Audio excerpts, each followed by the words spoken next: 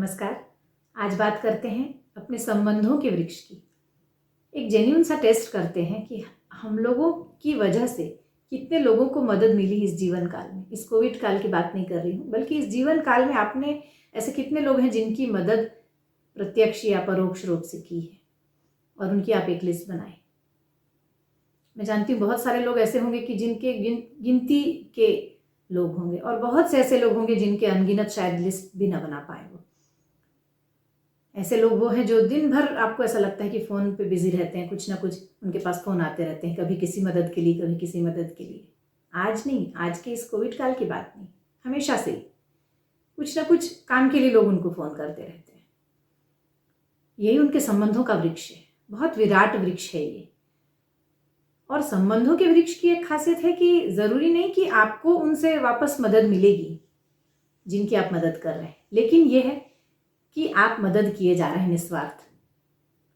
लेकिन कुदरत का एक नियम है कि जब भी आप किसी की मदद करते हैं तो अनजाने ही आपकी मदद के लिए रास्ते ईश्वर तैयार करता रहता है। एक कहानी बचपन में मैंने सुनी थी कि एक बच्चा अपने पिता से पूछता है कि आप जब कहते हैं कि संबंध एक वृक्ष है, एक बीज है, जैसा हम बोते हैं वैसा काटते हैं, तो आप ये बुजुर्ग दंपत्ति जो अपने घर के बगल में रहते हैं, 90-95 साल के हैं, तो आप उनकी मदद क्यों करते हैं? वो हमारे किस काम के आएंगे कल? फिर भी आप उनकी मदद करते हैं हमेशा, और आप कहते हैं कि वो बीज है जो हम बोते हैं वो काटते हैं, तो अब हम इनसे क्या ले पाएंगे? तो उसके पिता कहते हैं कि संबंधों का वृक्ष ऐसा है कि आज जो आप वृक्ष बो रहे हो उससे फल पाएं ये जरूरी नहीं है, बल्कि किसी और वृक्ष से आपको फल मिलेगा इस बोने की वजह से। यानी कि जो वृक्ष आपने बोया है, सेम वो वृक्ष भले ही फल न दे, लेकिन दूसरे वृक्ष आपको फल देंगे। संबंधों में ऐसा है। तो इसलिए मैं इनकी सेवा करता हूँ कि कल को जब मैं इस उम्र में आऊँगा तो पता नहीं, ये तो नहीं रहेंगे, नेचुरल सी बात है नहीं रहेंगे, लेकिन शायद कोई और वृक्ष, कोई और व्यक्ति ऐसा होगा जो मुझे छाया देगा, जो मुझे मदद कर सकता है। क्योंकि कुदरत का ये नियम है कि जब हम किसी की मदद करते हैं तो हमारी मदद के लिए बहुत सारे लोग, अनजाने लोग भी इकट्ठे हो जाते हैं। जब हम अनजानों की मदद करते हैं तो ज़रूरी नहीं कि वही चेहरे हमारी मदद करें।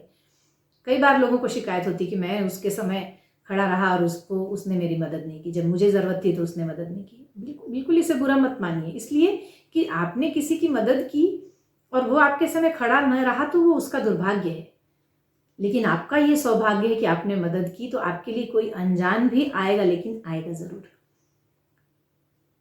आपने ये देखा भी होगा, जो लोग एक दूसरे की मदद करते हैं उन्होंने देखा होगा कि उन्हें अनजान रास्तों में, अनजान जगहों पे अनजान सोर्सेस से मदद मिल जाती है। तो वो कैसे होता है?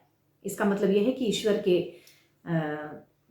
अकाउंट में सब कुछ लिखा जा रहा होता है, और उनका जो खाता है ईश्वर का वो बिल्कुल भी साफ सुथरा होता है। वहाँ किसी धांधली की गुंजाइश नहीं है कि आपने किया और वो भूल जाए ईश्वर उसे नोट करना। इसका अर्थ ही है कि जब अनजान मदद आपको कहीं ना कहीं से मिल रही है, आप हमेशा बचते हैं, तो आप ये मान लीजिए कि आपके वो कर्म ही हैं कि आप मुसीबतों से बच रहे हैं, आपको कोई मदद मिल रही है। तो इसका मतलब ये है कि आपने कहीं ना कहीं मदद की होगी, वो आपको मिल रही, किसी दूसरे रास्ते से मिल रही है भले ही।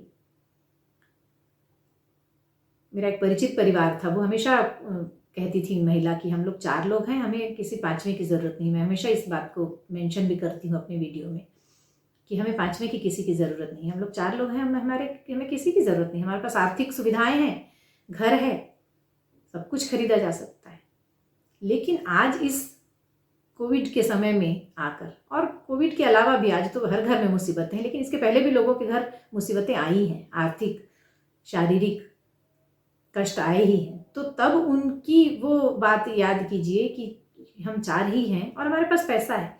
क्या ऐसा होता है कि पैसा ही एक आपको काम आए आपके संबंधों में, या आपके जीने के लिए, या आपकी और सुविधाओं में, या मदद के लिए? ऐसा नहीं होता।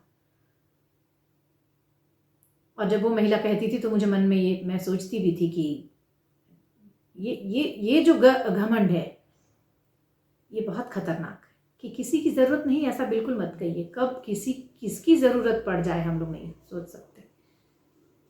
और यही संबंधों का गणित है कि हम लोग हमेशा खुद को एक बहुत छोटा हिस्सा इस पृथ्वी का मानकर दूसरों की जितनी हो सके वो मदद करते रहें, और ईश्वर से मनाते रहें कि कभी ऐसी ज़रूरत न पड़े। लेकिन ज़रूरत पड़े तो आपके पास अनजान सैकड़ों हाथ आ जाएंगे। ये मेरा दावा नहीं है, ये ईश्वरीय दावा है। ईश्वर आपको वादा करता है इस बात का कि आपने अगर मदद की है तो आपको ज़रूर मदद मिलेगी।